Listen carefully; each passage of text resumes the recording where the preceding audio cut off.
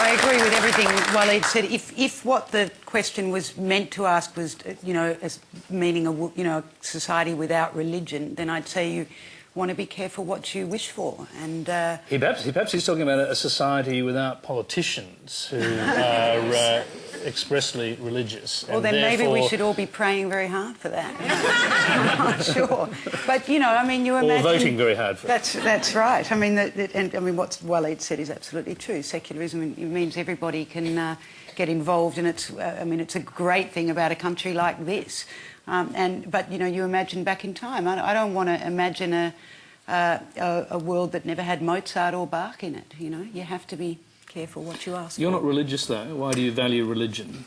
Because I think that I'm interested in what drives human beings, in what makes human beings human, and I think there is obviously, whether you're religious or not, there is something in human beings that that passions and faith override reason.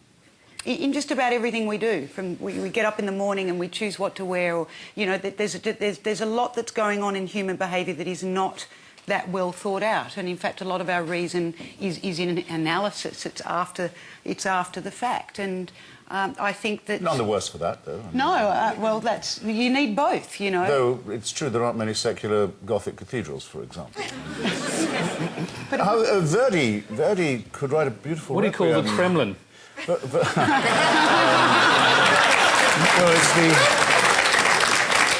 it's Verdi could write a very good requiem without actually being a believer, but I don't think that John Donne could have written his sacred poetry not thinking, I don't really believe any of this. I mean, it's quite clear that there's an instinct in all of us for the numinous and the transcendent, you might say. I think you can have it without the supernatural.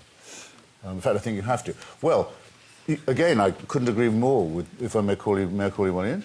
Well, that's what secular means. But in that case, I think it behooves the religious to say what they genuinely mean. Now, Frank just talked about homosexuality as if the Church had never condemned it as a mortal sin.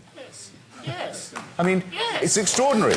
I would not know that you were a member of the Society of Jesus, except that it was a very Jesuitical point you were making. and concealed your main one. And I'm sorry, well, it is the same. Islam says the same. You cannot be a good Muslim and publicly be a homosexual. Why don't you, given the wonderful freedom of a secular conversation, where no one's going to say anything about your right to say it, why don't you say what you actually think?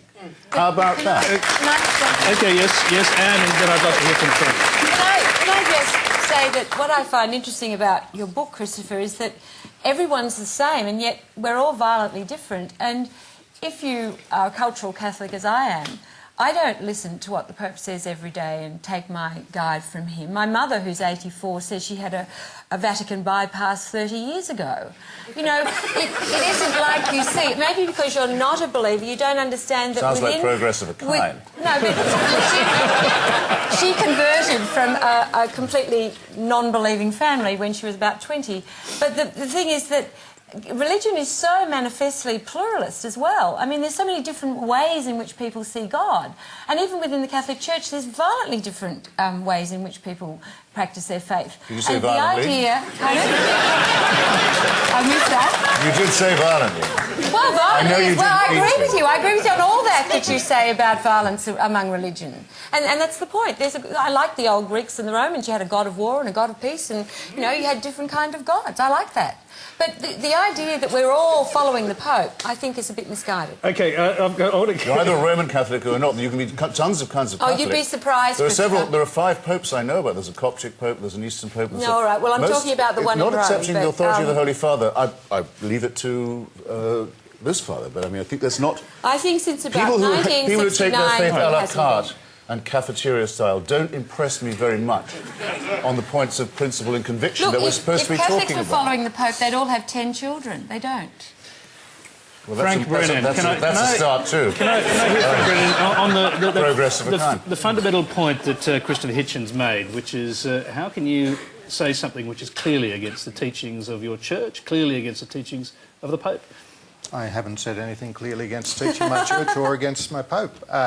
I have drawn a distinction. So, but hang on a sec. Haven't said what the teaching was. Is homosexuality a sin or otherwise? And if it is a sin, is it the sort of sin that would see you go to hell according to Roman Catholicism?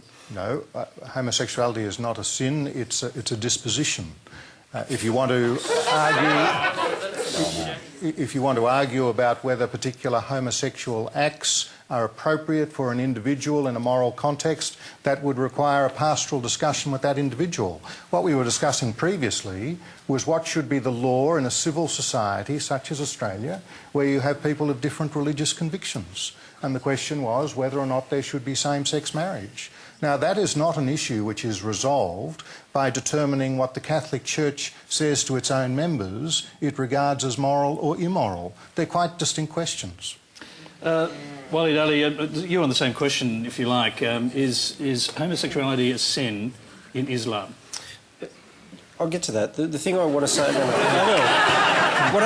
But there's an important distinction here, and I get often frustrated with this discourse of lumping the Islamic tradition in with the Christian tradition, particularly the Catholic tradition, because they're structurally so fundamentally different. The Catholic tradition has a church which has a kind of divine imprimatur and authority.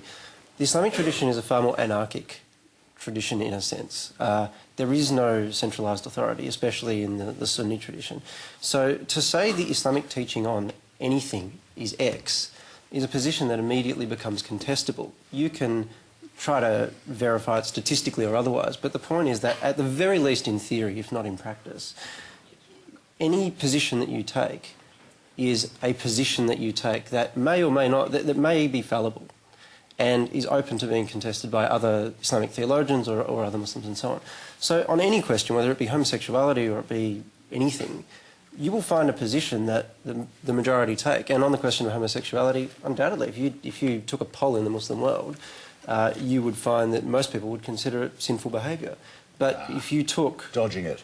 It's not what Muslims think, it's what Islam teaches. Yeah, but, okay, but my question is, what exactly is your repository of a list of Islamic conclusions? There is no book called Islamic law. There is no Islamic body that says this is what Islam teaches. It has for 1400 years been an ongoing conversation. So, and what ongoing conversation is very good. Yeah, but that's my point. If there is a criticism I would make of the Muslim world, it is this. It is that, particularly in the post-colonial era, as religion has become an identity movement rather than something that's actually anything to do with spirituality and faith, in my view, particularly in the post-colonial world, that religiosity, Islam has become instrumentalised as a list of conclusions, as a political ideology, as though there is some manifesto you can just download from a computer and install into a society. It doesn't work that way, certainly not in the classical tradition. The classical tradition was one of constant debate. That's why it was very difficult to get something like an Inquisition going.